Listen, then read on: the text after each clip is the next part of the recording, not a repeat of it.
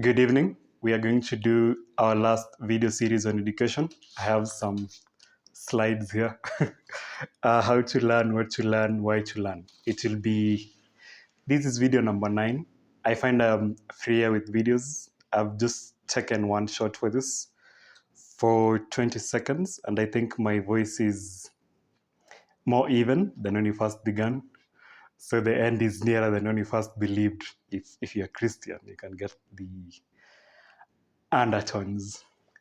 So what I've learned most from doing videos is nothing really. I used to think I looked awkward, which is true in a way. It's the first time I'm doing video. I used to move my head a lot, and then these guys, I got videos on how to not do it, but then I notice I think over what I'm saying. I don't come to regurgitate what I've learned, so there's going to be some slight difference.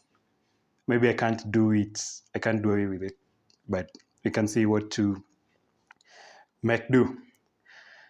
So I'll begin with what to learn, then how to learn, then why to learn. I think it's a reversal of Simon Sinek's model. So what to learn? I think we have been doing that for the last time. You should only learn, ideally, I'm not speaking about informal education or self-education. The other kind of education, which is formal education, Prussian, factory schooling, that is majorly chosen for you. I can't choose what not to study in med school. That is outside of my domain. I don't have any control over that. But what I have control over, even in such, there are topics which I don't really appreciate as much. So I don't have to pay as much attention to them. I don't like evolutionalistic science as much. So I just study enough, but not to care so much as to understand the details, just to gloss over to pass school, stuff like that.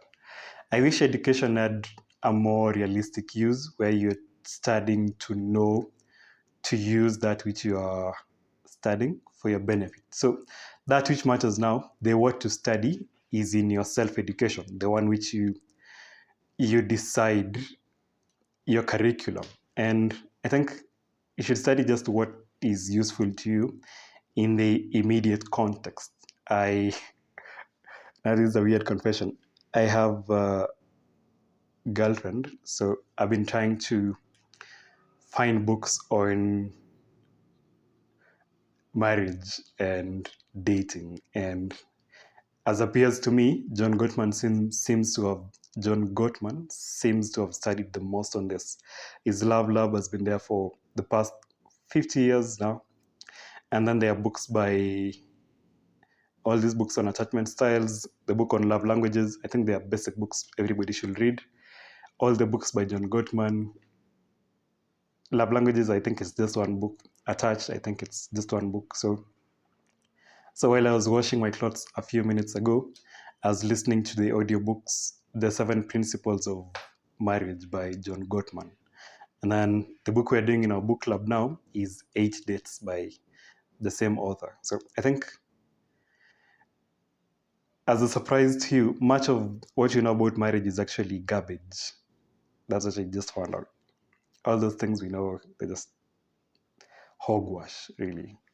So what to study? If you're depressed, get a book on depression. If you are in love, find a book about love. And what I use as an algorithm on how to choose who to study. If the guy has a PhD, that's a turn on, if I can say so. If someone has a PhD or they're given to high scholastic value, high scholastic worth, that's the book I'm going to study. And then I really think while pastors and religious leaders, they care so much about their flocks, really, many of them don't study even the Bible. Like many pastors don't study the Bible outside theology school. And I think theology school is much of indoctrination on how to think, what to think about, maybe even why. So that Ellen White and a certain author says, many people go to theological school and come out with less information about God than they entered in with. So, and then I hate didactic messages about love. If you want to love, just know how to handle conflict. Just these are the 20 red flags to avoid in a girlfriend. These are the 1,000 red flags to avoid in a man friend and stuff like that. I think those things are, if they're not dogmatic, then they are foolish, but people listen to them. So do you judge the person who makes the notes or the person who reads them? I think it's a function of you more than it's a function of me. Okay, so what to learn? Find the best books in the domain, and not the best books according to rankings of Amazon, but according to your own rankings. What I found out over time after reading a bunch of books is you're actually going to get book suggestions from the books themselves. I think the book by John Gottman, I got it from a certain book, and then I was referred by Gottman to another author. You usually find that they be like, there's this, when I was learning about narcissistic abuse, you could just find in the different section, there are like 5 books which you could read on the same. Or many authors have their own teachers. They're students of someone. So yeah, you could literally study. Sometimes I stop my book midway where I find another book suggestion. I go download that book, and then I read that book, then I come back to the current one. And then I don't like reading one book at a time. I read many books at a time. Audiobooks, I listen to them while I go to school, or when I'm bored, or when I'm washing, as I did today. I dislike doing laundry, so I listen to audiobooks at that time. I can do 2 hours of audiobooks, maybe 90 minutes, maybe 1 hour. I think that's good enough. I don't think about washing as much. Or I associate washing with learning, and that's a lot. Since I'm a slow reader, I can plow through a book in maybe even 2 weeks, or 1 week at 1 week maybe. Okay, so what to learn? Learn that which is immediately applicable to you. And I think there's this philosophical quotation that I think it's by Epictetus. He said, "No man degrades philosophy as those who consider philosophy as some sort of skill to be sold, to be monetized, or something like that. Who study just to tell other people instead of, first of all, studying to live or to embody the concepts shared therein." So I think you should learn something which is immediately useful. If you're failing school, get books on how to get better grades. If you have issues with sleep, get books on sleep. I have friends who are engineers. It's said that engineers care more about efficiency than about the length of what they're studying. So you can find a YouTube video which addresses that, or just go to book summaries, listen to it. If you like the book, then you can get the book itself. Or you can go to WordPress. There'll be all these articles on sleep by people who are really in their domain. From the previous ages, we actually know that experts, I think COVID actually showed us that experts can be manipulated. So doesn't mean that any guy with a PhD really knows what they're doing. They could just be, they're good with pedagogy, and pedagogy can be poisonous, as the books of Alice Miller seem to suggest. Okay, so how to learn? I think that's really a function of how you've grown up. My girlfriend is very good with books. I am not good with books. There are people who can plow through books in a book of this size. She gave me this book here. Yeah. I can't do that book in, I've been reading it for like a month and I have not finished it. But her and maybe her sister, they can do the same book in 2 days. If I did it in 2 days, I won't remember as much. So I think it depends. If you're a slow reader like me, you can you can give more time to your books, or you can study many books at the same time. Or that's where audiobooks come in. You just go to YouTube, you download the book, uh, or there are many sites where you can get audiobooks from.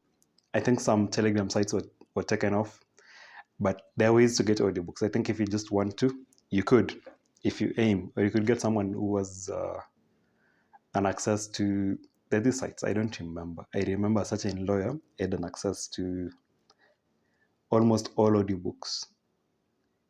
Yeah, so they can just sign you up, or you pay some money, you get the audiobooks for that. So how to learn? Just, I guess, you can learn from listening to people, from watching people, from reading from them. I think that's basic. If the issue is not how to learn really, it's how do you get from not learning to maybe learning more, or to learning frequently. If you're not used to learning as much, then you are getting from 0 to maybe 2%. You're not getting from 0 to 200%. That is going to learning is going to be a painful process for you. But if you're trying to make it gradual, then it's going to make sense. I remember last year was a very complicated year for me, at least mentally.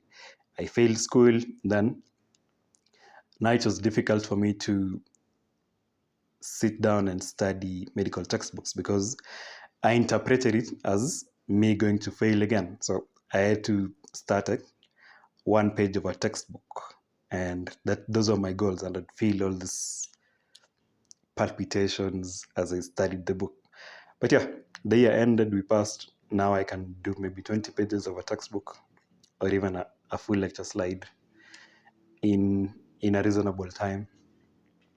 And that's changing. So if you're coming from a wounded place, or from a place of not learning, then you need some gradual kaizen like stepwise process of learning. You have not been learning before, so you have to give yourself some time to maybe integrate that which you're actually trying to study.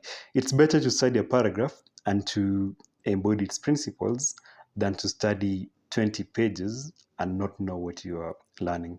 I think superficial learning is a waste of intelligence.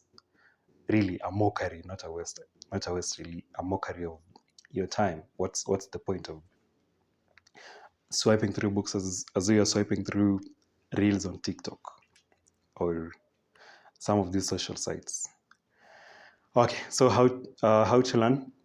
I think you should find some. I think it's really user based.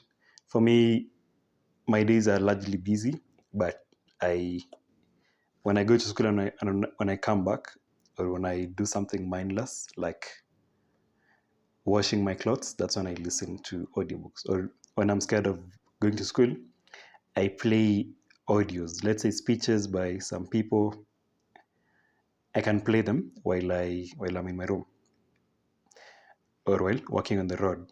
While and then I had an issue with my pronunciation. So what I did, I got audiobooks, especially religious audiobooks. Then I plug in my earphones as I follow with my eyes. The readers there usually know how to pronounce things well. At least they are native speakers. So there's a book by, I don't remember, the 80-20 rule, Coach. So he said that 90% of our communication happens with about 500 words. So if you can expand your words, your word bank, if I can call it, to 1,000 words, then you instantly sound more intelligent, or maybe not relatable, but you could sound more sophisticated just by an addition of a few hundred words. So imagine if you met that 2,000 words, it could mean a lot. Of course, nobody suggests that you speak as though you're speaking to a YouTube video, to a YouTube audience, to your friend. That sounds plastic and even alienating and vague. So I don't suggest that. Yeah, so how to learn? I think it's user generated, user directed. You find what works for you. But if you're trying to get into a culture of learning, there are books which can help you get to that. There's a book I was reading by James Clear, Atomic Habits. Then there's another one by Mini Habits by, I don't remember the name, Stephen Guys, Mini Habits. The books by Stephen Guys really are majorly a function of small habits which compound over the ages. I think there's one, How to Become an Imperfectionist. Yeah, you can read that. So if you have an issue with perfectionism, get a book on perfectionism. You have an issue with stress and anxiety, get a book on that. Okay, books, videos, whatever. I think it's an insult to intelligent beings to just want to wallow in your problem without seeking a remedy for the same. If you have an issue with my learning habits, I should get an expert on that ground to at least tell me, or at least I should observe my own habits and find a way. If I have a problem with porn, I should get books on porn and read on that, or join maybe there's Alcoholics Anonymous, so maybe there should be some Porn Anonymous. There are names to it. I don't remember. There's some communities for, what they called, some kind of appeal. I don't remember. Fighting the pill, something like that. I've never joined them. So the last part is why to learn. I think it's basically because you want to know more. When there's a book by Robert Dici, is it Edward Dici? Self-determination theory, Edward Dici and someone else. So they actually speak of how it's so normal for kids to learn things which, when somebody is born, they've been shown not to have completely blank slates in their heads. You don't teach kids how to breastfeed, for instance. To breastfeed, you don't teach kids how to envy. These are things which are they're preloaded into our systems. But much of you have to teach a kid their own name. I had to be taught my own name. I had to be taught that this is me, this is my mother, this is my sister, these are my relatives. So naturally, we are driven to learn because of, I think I might do a video on this. When you feel autonomous, when there's some relatedness, and lastly, when you feel you are actually growing. So autonomy, competence, relatedness. Okay? If you're learning from me and you are maybe a male like me who is unemployed and maybe a student, a medical student, or just a college student, you might relate to this video more than compared to if I did this video 40 years from now and I am a grandfather, and relatedness is a basic of learning. It's so easy for my female friends to influence me because we have something in common, and my male friends also. But somebody I don't know, and they're trying to talk to me on how to, let's say, do a YouTube video, the first question is, who are you? Where do you come from? Who gave you permission to speak to me on this subject? Yeah, so that's self-determination theory. Why to learn?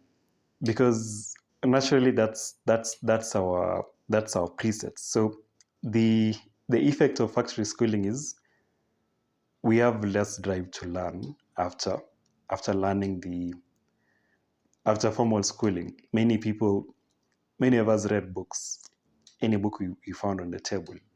But after school, we never really wanted to read any of those books because they meant stress and pressure and some sort of judgment before a crowd you never really cared about. So judgment, negative association, and all that. So we learn because it's in our nature to want to learn. Some people say that God is in the neurons. The first experience to finding God is usually called a Newman or a numinous experience, where you're in a place, then you suddenly notice that the expanse is just too much. It can't be that these things just existed on their own.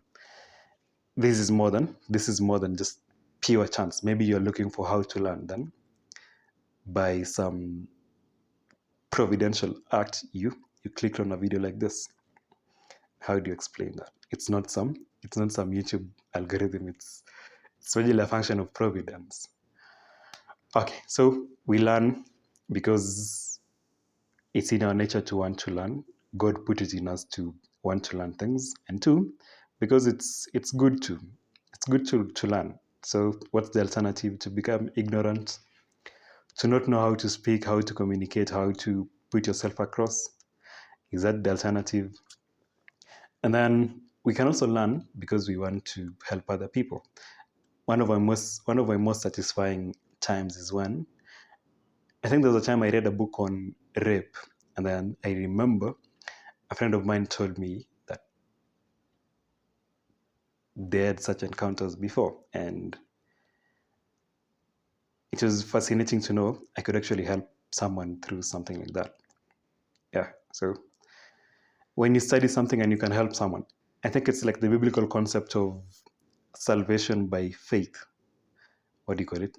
Salvation by grace through faith. When you can explain to someone that God does not hold anything against you, really, anything repented of, people are freed from that. You don't need to go for penance, pay penance, or go for pilgrimages.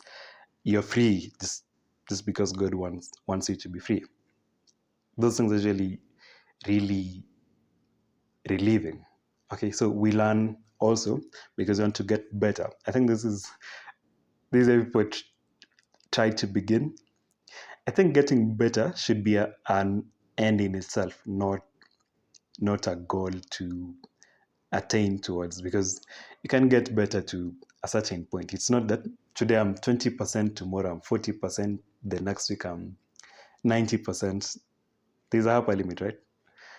But these things they oscillate. Someday you feel good, someday you feel bad, someday you relapse, someday you slip back, someday you curse someone, someday you have grace, someday I think it's just life. Some days are winter, some days are summer, some days are just too cold, too warm, too hot, all that.